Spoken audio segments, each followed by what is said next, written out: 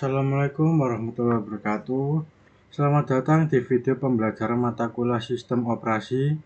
Perkenalkan, nama saya M.R. Sandi Pandia Manggala dengan NIM 25051204210. Pada kesempatan kali ini saya akan membahas materi yang sangat penting dalam dunia komputer, yaitu tentang jenis-jenis memori komputer. Memori adalah salah satu komponen terpenting dalam sebuah sistem komputer. Tanpa memori, komputer tidak akan bisa bekerja sama sekali. Nah, ternyata memori itu tidak hanya satu jenis. Ada banyak sekali jenis memori dengan karakteristik dan fungsi yang berbeda-beda.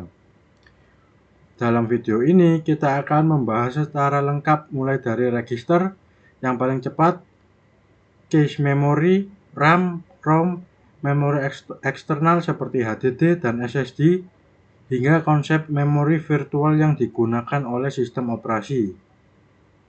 Jadi pastikan Anda menyimak video ini sampai selesai ya. Selamat menonton. Baik, sebelum kita masuk ke dalam materi utama, izinkan saya menjelaskan terlebih dahulu apa saja yang akan kita bahas dalam video ini. Kita akan membagi pembahasan menjadi 8 topik utama, yaitu: pertama, kita akan membahas pengertian dan fungsi memori secara umum. Kedua, kita akan melihat hierarki memori komputer. Bagaimana memori tersusun dari yang tercepat hingga yang berkapasitas paling besar. Ketiga, kita bahas register dan cache memory, si memori super cepat yang ada di dalam CPU. Keempat, RAM atau Random Access Memory, memori bekerja utama komputer. Kelima, ROM atau Random Only Memory, memori permanen yang menyimpan firmware. Keenam, memori eksternal seperti HDD, SSD, dan flash drive. Ketujuh, konsep memori virtual yang digunakan oleh sistem operasi. Dan yang kedelapan, kita akan membuat perbandingan dan kesimpulan dari semua jenis memori. Oke, tanpa berlama-lama, mari kita mulai dari topik yang pertama. Baik, kita mulai dari topik yang pertama, pengertian dan fungsi memori komputer. Apa itu memori komputer? Secara sederhana, memori komputer adalah perangkat keras yang digunakan untuk menyimpan data, instruksi program, dan hasil pemrosesan, baik secara sementara maupun secara permanen. Bayangkan memori seperti meja kerja Anda. Semakin besar meja kerja Anda, semakin banyak buku dan dokumen yang bisa Anda buka dan kerjakan secara bersamaan. Nah, begitu juga dengan memori komputer. Semakin besar kapasitasnya, semakin banyak program yang bisa dijalankan secara bersamaan. Lalu, apa saja fungsi utama memori komputer? Ada 3 fungsi utama. Yang pertama, menyimpan data. Memori berfungsi sebagai tempat menampung data yang sedang diproses oleh CPU. Ketika Anda mengetik dokumen, data tersebut disimpan sementara di RAM. Kedua, menyimpan program. Memori menyimpan instruksi-instruksi program yang sedang dieksekusi. CPU akan membaca instruksi dari memori atau satu persatu dan menjelaskannya. Ketiga, buffer input-output. Memori berfungsi sebagai penyangga atau buffer antara perangkat input-output dengan CPU. Misalnya, saat Anda mencetak dokumen, data dikirim ke buffer printer terlebih dahulu. Dan perlu diingat, fakta penting yang tertulis di bagian bawah slide ini. Tanpa memori, CPU tidak dapat bekerja. Semua data harus ada di memori sebelum diproses oleh CPU. Ini adalah prinsip dasar yang harus kita pahami. Sebelum kita membahas masing-masing jenis memori secara detail, penting untuk kita pahami dulu konsep hierarki komputer. Hierarki komputer adalah cara memori-memori tersebut tersusun berdasarkan kecepatan, kapasitas, dan harganya. Perhatikan diagram piramida ini. Di bagian paling atas ada register. Ini adalah memori yang paling cepat, tapi kapasitasnya sangat kecil dan tentu saja paling mahal per byte-nya. Turun satu tingkat, ada cache memori L1, L2, dan L3. Masih sangat cepat, tapi kapasitasnya sedikit lebih besar dari register. Kemudian di tengah piramida ada RAM. RAM berkapasitas lebih besar, aksesnya cepat, tapi lebih lambat daripada cache. Lalu ada ROM, memori permanen yang menyimpan firmware sistem. Dan di bagian paling bawah ada secondary storage seperti HDD dan SSD. Kapasitasnya paling besar, harganya paling murah per byte-nya, tapi kecepatannya paling lambat. Nah, di tabel sebelah kanan kita bisa lihat perbandingan konkretnya. Register memiliki kapasitas kurang dari 1 KB dengan waktu akses di bawah 1 nanodetik. Coba bayangkan, 1 nanodetik. Itu artinya 1/1 miliar detik. Itulah kecepatan register. Cache L1 memiliki kapasitas 32 hingga 64 KB dengan waktu akses 1 hingga 4 nanodetik. Masih sangat cepat.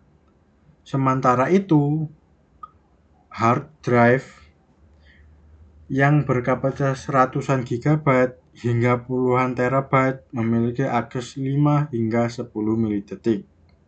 Selisihnya jutaan kali lebih lambat dari register. Inilah mengapa hierarki memori ini penting.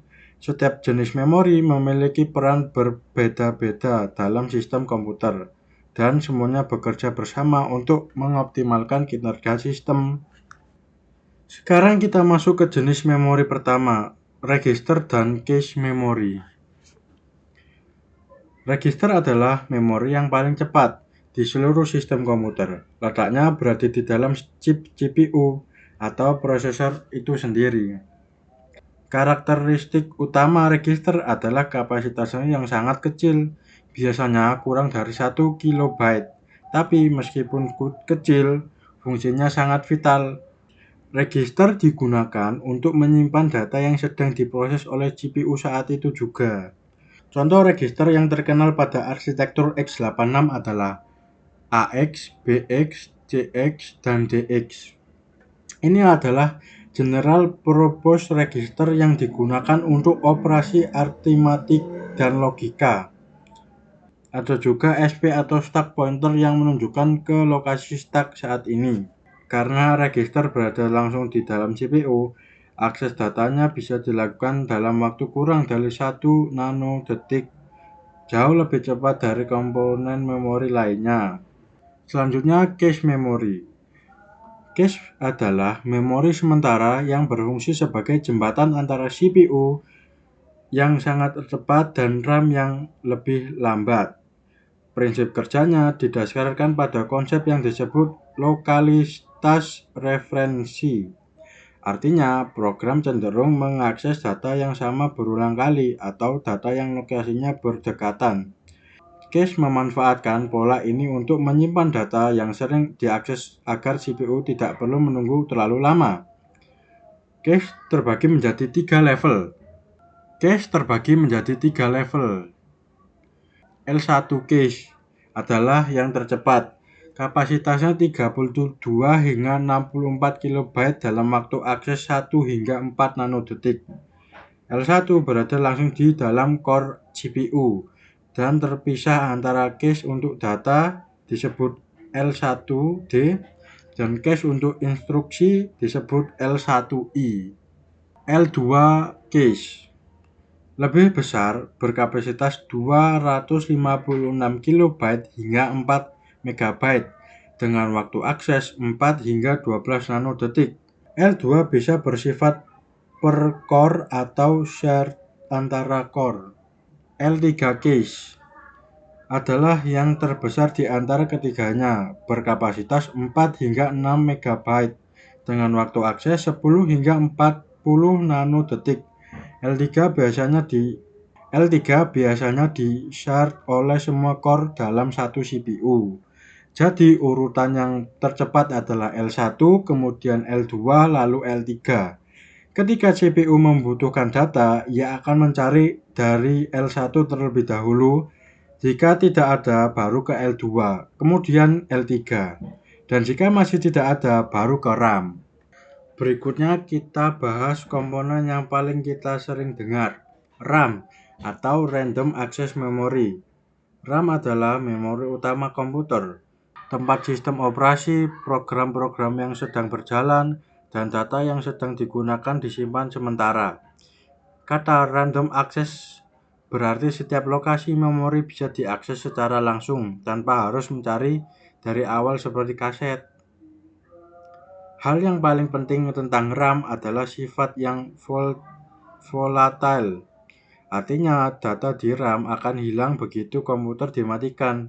Makanya, kalau Anda sedang mengerjakan dokumen dan tiba-tiba komputer mati, pekerjaan yang belum disimpan akan hilang. RAM terbagi menjadi beberapa jenis. Mari kita bahas satu persatu. Yang pertama, SRAM, Static RAM. SRAM menggunakan flip-flop untuk menyimpan setiap bit data. Keunggulannya adalah tidak perlu di-refresh secara berkala sehingga lebih cepat. Namun konsekuensinya, SRAM lebih mahal dan mengonsumsi lebih banyak daya. SRAM umumnya digunakan sebagai cache memori di dalam CPU. Selanjutnya, DRAM, Dynamic RAM. DRAM menggunakan kapasitor untuk menyimpan data, sehingga perlu di-refresh secara terus-menerus. Itulah asal kata dynamic. DRAM lebih lambat dari SRAM, tapi kapasitasnya lebih besar dan harganya jauh lebih murah. Inilah jenis RAM yang biasa kita pasang di komputer. SDRAM, Synchronous DRAM. SDRAM adalah versi DRAM yang disinkronkan dengan clock CPU, sehingga lebih efisien dalam transfer data. SDRAM beroperasi pada frekuensi 66 hingga 133 MHz. Saat ini, SDRAM sudah tidak digunakan lagi karena sudah digantikan oleh versi yang lebih canggih, DDR SDRAM Double Data Rate. Inilah yang paling umum digunakan saat ini. DDR SDRAM mampu mentransfer data 2 kali dalam satu siklus clock, sekali saat naik dan sekali saat turun. DDR sudah berkembang dari DDR1, DDR2, DDR3, DDR4, hingga DDR5 yang terbaru. Semakin tinggi generasinya, semakin cepat dan efisien. Jadi, kalau Anda membeli komputer atau laptop, dan melihat spesifikasi RAM DDR4 8GB atau DDR5 16GB, itulah jenis RAM yang kita bahas sekarang ini. Sekarang kita beralih ke kebalikan dari RAM, yaitu ROM atau Read Only Memory. RAM adalah memori yang bersifat non-volatile, artinya data di dalam tetap ada meskipun komputer dimatikan. Tidak seperti RAM, yaitu yang kehilangan data saat listrik mati. ROM menyimpan data secara permanen. ROM digunakan terutama untuk menyimpan firmware, yaitu program dasar yang diperlukan saat komputer pertama kali dinyalakan, seperti BIOS atau UEFI. Saat Anda menekan tombol power komputer, instruksi pertama yang dijalankan berasal dari ROM. ROM memiliki beberapa jenis yang perlu kita ketahui. Yang pertama, ROM. ROM murni isinya ditulis oleh pabrik saat proses produksi dan tidak bisa diubah sama sekali oleh pengguna. Digunakan untuk firmware alat elektronik sederhana seperti kalkulator atau remote control. Kedua ada PROM. PROM atau Programmable ROM bisa diprogram satu kali oleh pengguna menggunakan alat khusus yang disebut ROM burner. Setelah diprogram, isinya tidak bisa diubah lagi. Dulu digunakan untuk konsol game dan microcontroller. Selanjutnya ada EEPROM. EPROM atau Erasable Programmable ROM. Berbeda dari PROM, EPROM bisa dihapus menggunakan sinar ultraviolet, kemudian diprogram ulang. Biasanya ada di jendela kaca kecil di atas chip untuk memasukkan sinar UV. Digunakan dalam pengembangan firmware dan prototipe. EEPROM atau Electrical Erasable Programmable ROM. Ini lebih canggih lagi. EEPROM bisa dihapus dan diprogram secara elektrik tanpa perlu dicabut chip dari board. Inilah yang digunakan sebagai BIOS dan UEFI di komputer modern. Selanjutnya, Flash ROM. Ini adalah evaluasi dari EEPROM yang bisa dihapus dalam blok-blok besar sekaligus, sehingga proses jauh lebih cepat. Flash ROM inilah yang digunakan di SSD, USB flash drive, dan kartu memori yang kita gunakan sehari-hari. Jadi kalau Anda menggunakan USB drive atau SD card kamera, secara teknis Anda sedang menggunakan flash ROM. Selanjutnya kita bahas memori eksternal atau yang juga disebut memori sekunder.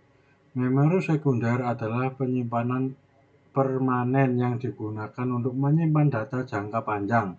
Bedanya dengan RAM, yang data-datanya hilang saat komputer mati. Data di memori sekunder tetap tersimpan, kapasitasnya jauh lebih besar, namun kecepatannya lebih lambat dibanding memori primer. HDD (Hard Disk Drive). HDD adalah perangkat penyimpanan tradisional yang digunakan piringan magnetik berputar untuk menyimpan data. Kepala baca tulis bergerak di atas piringan untuk membaca dan menulis data. Kapasitas HDD biasanya mencapai 500 GB hingga 20 TB. Kecepatan putarnya biasanya 5400 rpm untuk laptop dan 7200 rpm untuk desktop. Waktu aksesnya sekitar 5 hingga 10 milidetik, terasa lambat jika dibandingkan dengan RAM yang hanya dihitung nanodetik. Keunggulan utama HDD adalah harganya sangat murah per gigabyte-nya. SSD (Solid State Drive). SSD adalah penyimpanan generasi baru yang menggunakan chip NAND flash memory tanpa bagian magnetik yang bergerak. Karena tidak ada piringan yang berputar, SSD jauh lebih cepat dari HDD. Kecepatan baca tulis SSD biasanya mencapai 500 MB per detik untuk SATA SSD, bahkan hingga 7000 MB per detik untuk NVMe SSD yang terbaru. Waktu aksesnya juga hanya 0,1 hingga 0,5 milidetik. Kelemahan utamanya adalah harganya yang masih lebih mahal dari HDD. Optical disk menggunakan sinar laser untuk membaca dan menulis data. SD mampu menyimpan hingga 700 MB. DVD antara 4,7 hingga 17 GB, tergantung jenisnya. Sedangkan Blu-ray bisa menyimpan 20 hingga 128 MB. Optical disk sering digunakan untuk distribusi software dan film, meskipun sekarang sudah semakin jarang digunakan. Flash drive, USB, SD card, eMMC. Flash drive adalah perangkat penyimpanan portable yang menggunakan teknologi NAND flash. Sama seperti SSD, USB flash drive yang sering kita colok ke komputer bisa berkapasitas 4 GB hingga 1 TB. SD card yang bisa dipakai di kamera bisa mencapai 2 TB. Sedangkan eMMC adalah flash memory yang tertanam langsung di dalam smartphone dan tablet. Sekarang kita masuk ke topik yang agak lebih teknis, memori virtual. Pernahkah Anda bertanya-tanya bagaimana komputer dengan RAM 8 GB bisa menjalankan program-program yang kalau dijumlahkan membutuhkan lebih dari 8 GB? Jawabannya ada di konsep memori virtual. Memori virtual adalah teknik manajemen memori yang dilakukan oleh sistem operasi yang memungkinkan program menggunakan lebih banyak memori dari yang secara fisik tersedia, dengan cara memanfaatkan ruang pada hard disk atau SSD sebagai perpanjangan dari RAM. Mari kita ikuti alurnya di slide ini. Sebuah program atau proses memiliki virtual address space, ruang alamat virtual yang seolah-olah sangat besar. Ketika program mengakses suatu alamat memori, MMU atau Memory Management Unit bertugas menerjemahkan alamat virtual tersebut ke alamat fisik yang sebenarnya di RAM. Jika data yang dibutuhkan tidak ada di RAM, sistem akan mengambilnya dari swap space di hard disk. Pegging. Pegging adalah teknik di mana memori virtual dibagi menjadi blok-blok berukuran tetap yang disebut pegas, dan memori fisik dibagi menjadi frames. Sistem operasi mengelola page table untuk mencatat mapping antara halaman virtual dan frame fisik. Swapping. Swapping adalah proses memindahkan halaman memori yang sedang tidak aktif dari RAM ke disk. Memori ini disebut page out. Ketika halaman tersebut dibutuhkan kembali, OS akan memuatnya kembali ke RAM. Proses ini disebut page in. Area di disk yang digunakan untuk ini disebut swap space atau swap partition. Page fault terjadi ketika program mencoba mengakses sebuah halaman memori yang sedang tidak ada di RAM. Ketika ini terjadi, sistem operasi akan menghentikan sementara proses tersebut, mengambil halaman yang dibutuhkan dari swap space, memuatnya ke RAM, kemudian melanjutkan proses tadi. Page fault yang terlalu sering terjadi disebut thrashing, dapat memperlambat sistem secara signifikan. Itulah mengapa, meskipun memori virtual terasa seperti sulap, tetap ada batasnya. Semakin sering swap terjadi, semakin lambat komputer Anda, karena kecepatan di disk jauh di bawah RAM. Baik, setelah kita membahas semua jenis memori satu persatu, sekarang mari kita lihat perbandingan lengkapnya dalam tabel. Di sini kita membandingkan dengan 8 jenis memori berdasarkan 5 kriteria: kecepatan, kapasitas, sifat volatile atau tidak, harga per giga, dan contoh nyatanya. Dari tabel ini kita bisa melihat pola yang jelas. Register adalah yang tercepat dengan waktu akses di bawah 1 nanodetik, kapasitasnya kurang dari 1 KB dan bersifat volatile. Cache memory, baik L1, L2 maupun L3, juga sangat cepat dan volatile. Ketiganya tidak bisa dibeli berpisah karena sudah tertanam di dalam CPU. RAM seperti DDR4 dan DDR5 memberikan keseimbangan yang baik antara kecepatan dan kapasitas, dan bersifat volatile. Inilah yang Anda upgrade ketika komputer terasa lambat. ROM atau flash memory bersifat non-volatile. Harga per gigabyte masih lebih tinggi dari SSD biasa. SSD memberikan kecepatan yang jauh lebih baik dari HDD dengan harga yang semakin terjangkau. HDD menawarkan kapasitas besar dengan harga termurah per GB-nya, cocok untuk menyimpan data dalam jumlah besar. USB dan SD card lebih ke portabilitas, mudah dibawa dan digunakan di berbagai perangkat. Kesimpulan dari tabel ini adalah tidak ada satu jenis memori pun yang sempurna untuk semua keperluan. Setiap jenis memori memiliki trade-off antara kecepatan, kapasitas, dan harga. Itulah mengapa komputer modern menggunakan kombinasi dari berbagai jenis memori ini dalam hierarki yang telah kita pelajari tadi. Baik, kita sudah sampai di bagian akhir dari pembahasan materi kita. Mari kita rangkum apa yang sudah kita pelajari hari ini. Ada 6 poin penting yang perlu kita ingat. Register adalah memori tercepat yang ada di dalam CPU.